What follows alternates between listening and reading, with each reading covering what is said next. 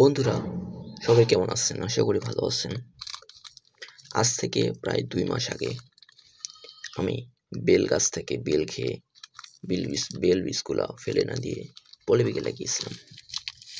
আপনারা দেখতে পাচ্ছেন কি অবস্থা। এই বেল গাছগুলো যখন একটু বড় হয়ে যাবে তখন এগুলোর মাধ্যমে আমি ক্রাফটিং করবো এবং উন্নত জাত স্থাপন করব। দেখতে পাচ্ছেন আমি ছোট ছোট পলিব্যাগে লাগিয়েছিলাম। এগুলো প্রায় 7-8 পাতা হয়ে গেছে। সামনের বছর এগুলোতে আমি ক্রাফটিং এর মাধ্যমে মাতৃ গাছ থেকে সায়ন সংগ্রহ করে লাগাবো। চাইলে আপনারাও লাগাতে পারেন। এভাবে আপনারা বেল গাছ থেকে সহজে চারা উৎপাদন করতে পারেন। ঠিক আছে ভাই, ধন্যবাদ।